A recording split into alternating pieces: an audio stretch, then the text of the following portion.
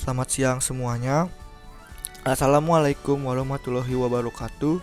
Om Swastiastu, salam sejahtera dan nama budaya untuk kita semua. Sebelumnya perkenalkan, nama saya Iputu Bagus Arya Duta Pandurangga, perwakilan dari kelompok 1 Pancasila kelas 25. Dan pada kesempatan pada hari ini, saya akan mempresentasikan hasil data analisis sosial terkait sejarah perumusan Pancasila yang dilakukan oleh kelompok saya. Dan sebelum itu, saya akan menyebutkan nama-nama dari anggota kelompok saya yang berjumlah 8 orang.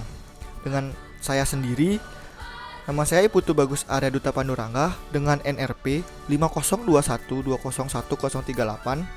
Lalu ada Anissa Febrianti dengan NRP 5005201001. Dan kedua Fajri Malik dengan NRP 5005201055. Dan yang ketiga Itkan Fikri Asagaf dengan NRP 5024201008.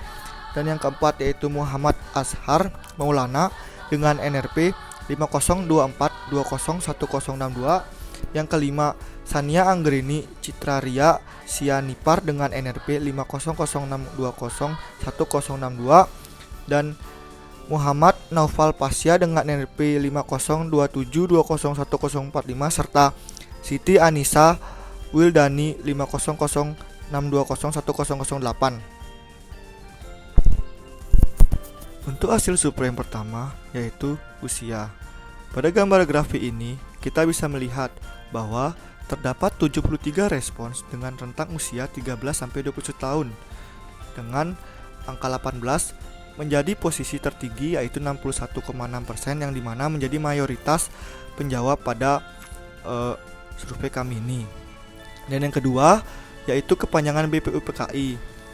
Pada grafik ini kami menanyakan apa kepanjangan dari BPUPKI kepada penjawab. Dan dilihat dari data yang menjawab, Badan Penyelidik Usaha-Usaha Persiapan Kementerian Indonesia terdapat 59 orang. Lain dari itu menjawab Badan Pembuat Undang-Undang, Badan Pengurus Umum, Badan Pengurus Usaha, Badan Penyelenggara Persiapan, Badan Permusyawaraan, Badan Perumusan, Badan Persiapan, dan bahkan ada yang tidak tahu untuk menjawab X. Yang ketiga yaitu adalah Ketua BPUPKI. Pada diagram ini kami menanyakan pada penjawab siapa ketua dari BPUPKI. Dan dari diagram tersebut terdapat 71 orang memilih Dr. Rajiman Widyodiningrat dan 2 orang memilih IR Soekarno dan tidak ada yang memilih Mohatta maupun Supomo. Dan yang keempat yaitu tokoh yang memberi usulan dasar negara. Dan pada diagram ini kami menanyakan pada penjawab siapa yang memberikan usulan dasar negara. Dan dari grafik ini kita bisa melihat bahwa terdapat 62 orang menjawab ketiganya. 7 orang lainnya hanya menjawab Muhammad Yamin dan 4 orang lainnya tidak memilih. Yang kelima yaitu pengamalan Pancasila pada sila pertama.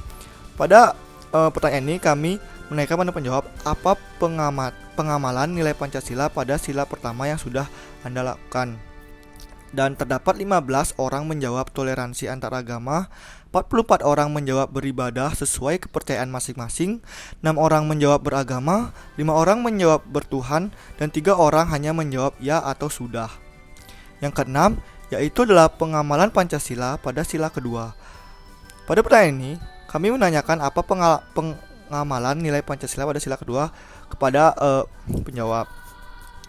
Dan terdapat 15 orang menjawab adil terhadap sesama, 21 orang menjawab tidak membeda-bedakan orang lain, 19 orang menjawab saling menolong antar sesama, 14 orang menjawab menghormati hak orang lain, dan 4 orang hanya menjawab ya atau tidak. Dan nomor 7, pengalaman Pancasila pada sila ketiga. Pada pertanyaan ini kami menanyakan apa pengamalan nilai Pancasila pada sila ketiga kepada penjawab. Dan terdapat 21 orang menjawab toleransi antar agama, 16 orang menjawab cinta tanah air, 6 orang menjawab mengikuti kegiatan dan organisasi kenegaraan, 24 orang menjawab penerapan persatuan dan kedamaian dalam hidup, serta 6 orang hanya menjawab ya, sudah atau tidak. Dan nomor 8, pengalaman Pancasila pada sila keempat. Pada pertanyaan ini kami menanyakan apa pengalaman nilai Pancasila pada sila keempat yang sudah Anda lakukan pada penjawab. Dan terdapat 57 orang menjawab bermusyawarah untuk mencapai mufakat, 2 orang menjawab menerima hasil musyawarah, 5 orang menjawab tidak memaksakan pendapat pribadi, 5 orang menjawab mengikuti pemilihan umum, dan 4 orang hanya menjawab ya, sudah atau tidak. Dan terakhir adalah pengamalan Pancasila pada sila kelima. Pada pertanyaan ini kami menanyakan pengamalan tentang Pancasila di sila kelima pada penjawab. Dan terdapat 4 orang menjawab menghormati hak orang lain, 3 orang menjawab menghargai pendapat dan hasil orang lain, 5 orang menjawab gotong royong, 56 orang menjawab berlaku adil terhadap sesama, dan 5 orang lainnya hanya menjawab ya atau tidak.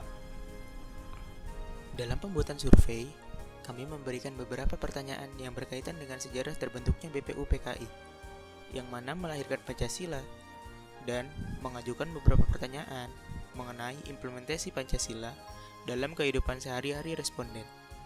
Berdasarkan survei di atas, dapat disimpulkan beberapa hal, yaitu masih terdapat orang yang tidak mengetahui sejarah lahirnya Pancasila, serta dalam pertanyaan implementasi Pancasila sendiri, masih banyak yang menjawab kurang tepat.